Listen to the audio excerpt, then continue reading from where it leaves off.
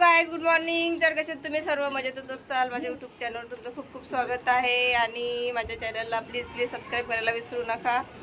जसं इंस्टाग्रामवरती प्रेम देतात तसं इथं पण द्या. आणि आता 10 दिवस झाले मला इथं सुरतला येऊ. तर त्याच्यामधले 2-3 दिवस फिरलो आम्ही. इकडे पण खूप ऊन आहे. म्हणजे पूर्णच दिवस फिरलो, 2च दिवस घरी होतो. बाकीचं इकडे तिकडे फिर केलं. त्याच्यामुळे मुलांच्या तब्येता पण खराब झाल्या, माझी पण तब्येत खराब झाली आणि यांची पण तब्येत खराब झाली. आम्हाला एवढं फिरायचं सवय नाही. म्हणजे आम्हाला कशी सवय सांगू का मी, दिवस निघाला कामं केले का 20व्यात जायचं, एक रील काढायची, नंतर इथं एखादं शेत बघायचं इकडे तिकडे. हा दिसलं चला तिथं रील काढायची. तिथं रील काढायचं, 2-3 काढून घ्यायच्या, घरी यायचं, मग संध्याकाळी त्यातलंच एक अपलोड करायची. असं आमचं डेली रुटीन आहे. तिथून आल्यावर जेवण करतो आम्ही, नंतर संध्याकाळी परत एक रील. सकाळी उठलो की तेच कामं, आंघोळ बिघोळ, स्वयंपाक वगैरे, जेवण खावण झालं की निघालो उन्हातच. नंतर 2-3 रील तर मी काढतेच, 4-5 काढते. तुम्हाला दिसत असेल तेच ते जागा, त्या साडीवर रील्स असतात माझ्या. तर इथं आलो होतो, तर इथं पण काढल्यात, खूप साऱ्या रील काढल्या. गोपी तलावला गेलो होतो, नंतर गलतेश्वर, नंतर डुमस आहे का काय मला तर अजूनही समजलं नाही. तिथं गेलो होतो. नंतर ते उबराटला गेलो होतो. एक गोपी तलावचं टाकले मी ब्लॉग, तो बघितला असेल तुम्ही. आणि उबराटचा पण टाकलाय वाटते, हां तो पण टाकलाय. तर तो पण बघितला असाल तुम्ही, आणि बघितला नसेल तर नक्की बघा. आणि आज तो दिवस आला का आम्ही घरी चाललो. आम्हाला नाही इकडे वातावरण एवढं सूट नाही झालं. तसं तिकडे कसं मोकळं वाटते, इकडे तसं वाटत नाही. म्हणजे इकडे जेवणही जात नाही आणि जे असं वेगळंच वाटते.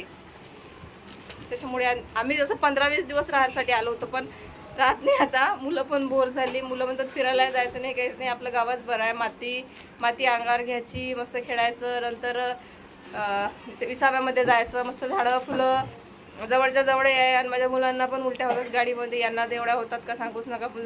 15-15 मिनिटातून गाडी थांबायला लावतात आणि उलट्या करतात. आणि ते मागे ते सुदामा तो फुगलाय. तो म्हणत होता कालच घरी चाला, काल आम्ही आलो नाही, आज जरा म्हणून तो फुगलाय. तो बघा खिडकीतच उभा आहे रात्रपासून. तो म्हणते आता जेव्हा घरी जातात तेव्हाच मी घराच्या बाहेर निघेल. तर कंटिन्यू बघत राहा. आम्ही रात्री निघणार आहे 11ला, तर मॉर्निंगला पोहोचणार आहे घरी. आणि माझ्या बहिणीचे खूप हाल केलेत आम्ही, कारण की बिचारी कामं करून थकली. किती कामं करणार. तिच्या घरामध्ये सर्व पसारा करून ठेवला माझ्या मुलांनी पण, आम्ही पण. कारण की तिच्या ते आम्हाला समजत नाही कुठं काय ठेवायचं, ते आम्हाला काही जमत नाही, आम्ही सगळे पसारा करून ठेवतो. तर आता आवडते येते. तर ठीक आहे, कंटिन्यू बघत राहा. तर आता वाजलेत 11:15 आणि थोड्या वेळाने आम्ही निघणार आहे इथून. तर जेवणाची तयारी चालली. मी अशीच आहे अजून पिसाड्यासारखी. सर्व जेवण करत आहे, सर्व जेवायला बसले. तर जेवण करतील. मग मी हे माझं असं तोंड झालंय, 2 काढीन थोडंसं पाण्याने. नंतर निघणार आहे. माझी बहीण बिचारी सकाळपासून स्वयंपाक करत आहे, तर स्वयंपाकच करत आहे, रडत आहे.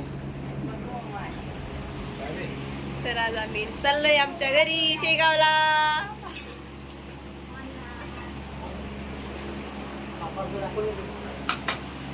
माझी सिस्टर टेन्शन आलं त्याला, मी चालली तर. रोने के दिन आ गए. पण ही गोष्ट खरी आहे. आपण जगामध्ये कुठंही फिरा, या दुनियामध्ये, या कोपऱ्यापासून त्या कोपऱ्यापर्यंत जा, पण आई आणि बहीणच्या घरी जे सुख भेटते ते कुठंच भेटत नाही दुसरीकडे.